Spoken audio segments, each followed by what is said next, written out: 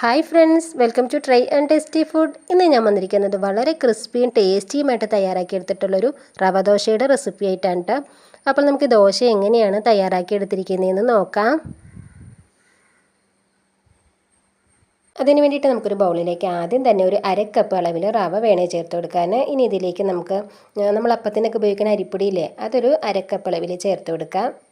പിന്നീട് ഇതിലേക്ക് നമുക്കൊരു 1/4 കപ്പ് അളവിൽ മൈദയും കൂടി ചേർത്ത് കൊടുക്കണേ. നമുക്കിതിലേക്ക് സവാള അരിഞ്ഞ് ചേർത്ത് കൊടുക്കാം. ഞാനൊരു സവാളയുടെ പകുതി ഭാഗം നല്ലതുപോലെ കനം കുറച്ചിട്ട് കൊത്തി അരിഞ്ഞെടുത്തതാണ് കേട്ടോ. അത് ഫുള്ളായിട്ട് അങ്ങ് ചേർത്ത് കൊടുക്കാം. അതിനുശേഷം പച്ചമുളക് വേണം ചേർത്ത് കൊടുക്കാൻ. എരിവുള്ള മുളകാണെങ്കിൽ ഒരെണ്ണം മതി കേട്ടോ. എരിവില്ലാത്താണെങ്കിൽ 2 എണ്ണം വരെ ചേർത്ത് കൊടുക്കാം. ഞാനിപ്പോൾ ഒരു മുളകാണ് എടുത്തിട്ടുള്ളൂ. ഇനി നമുക്കിതിലേക്ക് കറിവേപ്പില ചേർത്ത് കൊടുക്കാം. ഈ കറിവേപ്പില ഒഴിവാക്കിയിട്ട് മല്ലിയിലയുടെ ടേസ്റ്റൊക്കെ ഇഷ്ടമാണെന്നുള്ളവർക്ക് മല്ലിയില വേണമെങ്കിലും ചേർത്ത് കൊടുക്കാവേ. അത് നല്ലതുപോലെ കനം കുറച്ച് അരിഞ്ഞ് വേണം എടുക്കാൻ. അതിനുശേഷം നമുക്കിതിലേക്ക് ചെറിയ ജീരകം ചേർത്ത് കൊടുക്കാം. ഒരു 1/2 ടീസ്പൂൺ അളവിലാണ് ചേർത്തിരിക്കുന്നത്.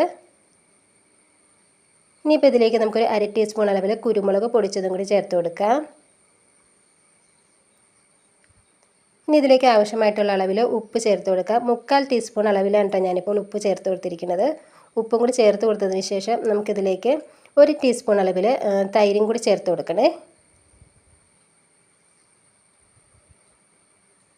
ഇനി നമുക്കിതിലേക്ക് 1 കപ്പ് അളവിൽ ആദ്യം വെള്ളമൊന്ന് ചേർത്ത് കൊടുത്തിട്ട് ഇത് കട്ടയൊന്നും ഇല്ലാത്ത രീതിയിലൊന്ന് ഇളക്കിയെടുക്കണം. അതിനുശേഷം വീണ്ടും 1 കപ്പ് അളവിൽ വെള്ളവും കൂടി ചേർത്ത് കൊടുത്തിട്ട് ഇതൊന്ന് മിക്സ് ആക്കിയിട്ട് ഒരു 20 മിനിറ്റ് ഇതൊന്ന് റെസ്റ്റ് ചെയ്യാൻ വേണ്ടിയിട്ടൊന്ന് മാറ്റിയും കൂടി വെക്കണേ.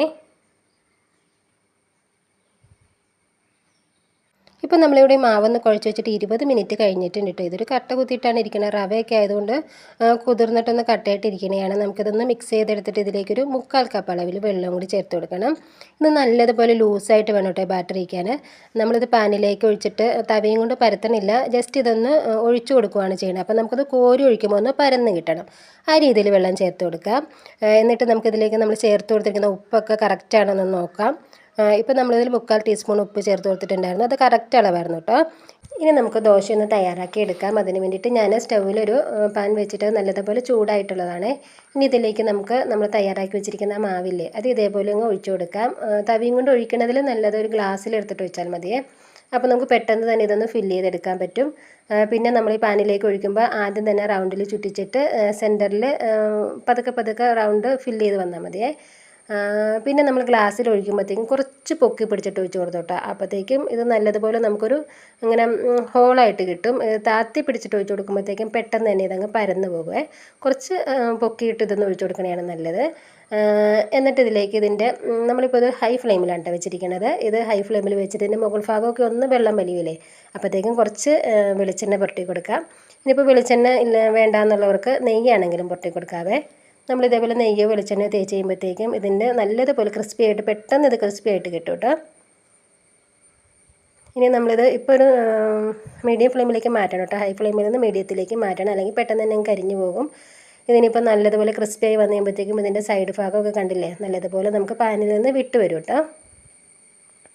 ഈ ടൈമിൽ നമുക്ക് ഇതേപോലെ ഒരു ചട്ടകം വെച്ചിട്ട് ഇത് ഇടിയിപ്പിച്ചെടുക്കാനൊന്നും ഒട്ടും പാടില്ല കേട്ടോ. അങ്ങനെ നമ്മുടെ ടേസ്റ്റിയും ക്രിസ്പി ആയിട്ടുള്ള റവ ദോശ ഇവിടെ റെഡി ആയിട്ടുണ്ട്. ഇനി നമുക്ക് ബാക്കിയുള്ളതും കൂടി ഒന്ന് ചുട്ടെടുക്കാം.